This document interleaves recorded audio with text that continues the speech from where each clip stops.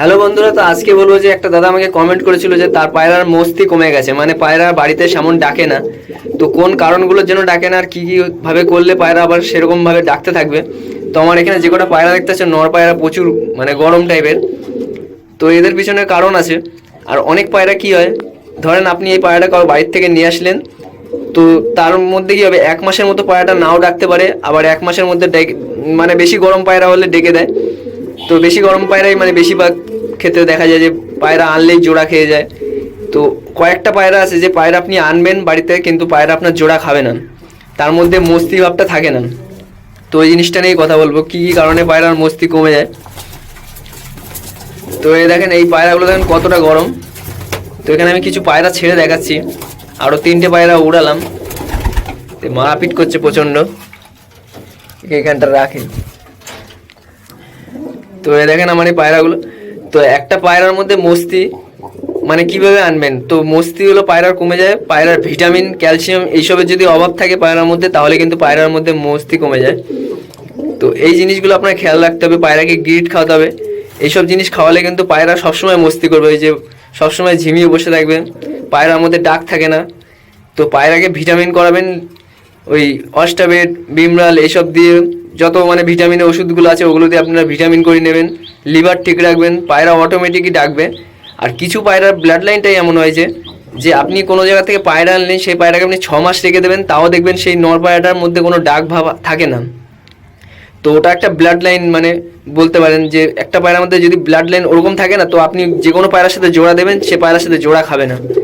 মানে ওর মধ্যে একটা যে আগের জোড়াটা ছিল তার একটা টান থাকে, সে ওই টানটাও ছাড়তে পারে না, অন্য পায়রার সাথে সে জোড়া খেতেই চায় না, যতই মানে ভিটামিন টিটামিন ওটা অভাব না, ওটা হলো পায়রা ব্লাড লাইন থাকে ওরকম একটা।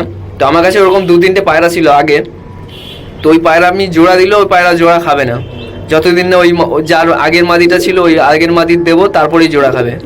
তো এমনও কিছু পায়রা আছে। তো এই জিনিসটাই বলার ছিল যে পায়রার মস্তি কমে যাওয়ার কারণগুলো হলো পায়রার ভিটামিন আর ক্যালসিয়াম এইসব কমে গেলে পায়রার মস্তি ভাবটাও চলে যায় আস্তে আস্তে, তখন আর মস্তি করতে চায় না। আর যদি মস্তি মানে পায়রা যদি ডাক এরকম ডাকতে থাকতে চান, তাহলে কি করবেন, পায়রাকে ভালো ভালো খাবার দেবেন, যেসব বাজরা গরম জাতীয় খাবার দেবেন, যাতে পায়রা সবসময় গরম থাকে। তো পায়রাকে এরকম গরম গরম খাবার দেবে, সর্ষে বাজরা এইসব জিনিস খাওয়ালে কিন্তু পায়রার মধ্যে মস্তি ভাবগুলো সবসময় থাকবে। যেই ভিটামিন কমে যাবে, যদি চাল ফাল খাওয়ালে এইসব খাওয়ালে দেখবেন পায়রার মধ্যে ভিটামিন কমে যায়।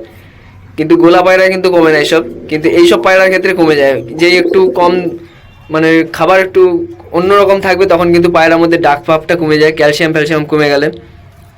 আরও পায়রার কিরমি ফিরমি হয়ে গেলেও পায়রা কিন্তু ডাক ভাগ মানে ডাকের ধরনটা বদলে যায়, আস্তে আস্তে সে মানে ঝিমিয়ে যায়, তখন আর মস্তি কিছু করতে চায় না পায়রা। তো আশা করি দাদারা আমাকে বলেছিল যে একটা ভিডিও বানাতে মস্তি কমে গেলে, তো ভিটামিন আর ক্যালসিয়াম করান, আশা করি মস্তি সব ঠিক হয়ে যাবেন। আর পায়রাকে একটু মিক্স খাবার দিন, তাতেই পায়রা ঠিক হয়ে যাবে। যদি বাড়ির পায়রা হয় তাহলে কিন্তু মানে এইসব ভিটামিন ক্যালসিয়ামের জন্যই পায়রা কিন্তু মস্তিটা কমে যায়। ভালো খাবার দিলে আর এইসব প্রবলেমই হবে না কোনো। তো দেখেন এই পায়রাগুলো আপনাদের সাফ করে দিলাম।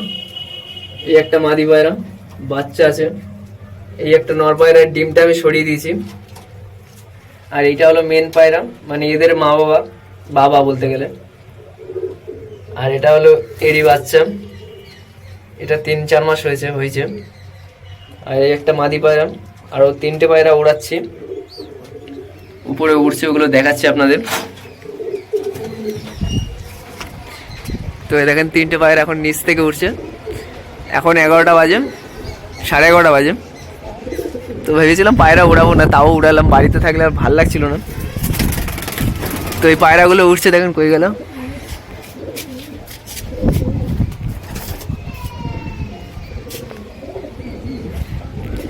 এখন পায়রাগুলো কাছ থেকেই উড়বে, বেশি দূরে যাবে না। যেই যদি পায়রাগুলো মানে রেডি করা থাকতো তাহলে কী হতো, পায়রা প্রচুর দূরে যেত।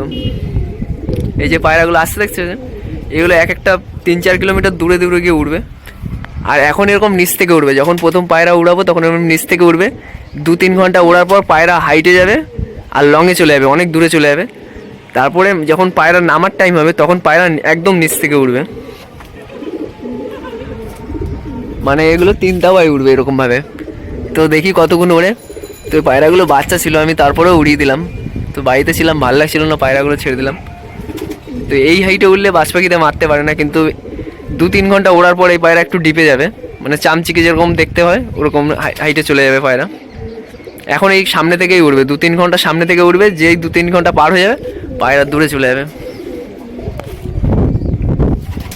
দেখেন এখন কাছ থেকে উঠবে, দেখি কতক্ষণ ওড়ে এইভাবে। তো এইভাবে ভিডিও বানালে অনেক লম্বা হয়ে যাবে, তো আমি একটু দেখাচ্ছি, একটা ভিডিও বানাচ্ছি এই পায়রাগুলো ওড়ানো নিয়ে। তো এই দেখেন চলে যাচ্ছে। তো ভিডিও ভালো লাগলে লাইক কমেন্ট করবেন। তো পায়রাগুলো দেখেন আসবে, এই দেখেন একদম বন্ধ হয়ে উঠবে আর গুলির মতো ছুটবে।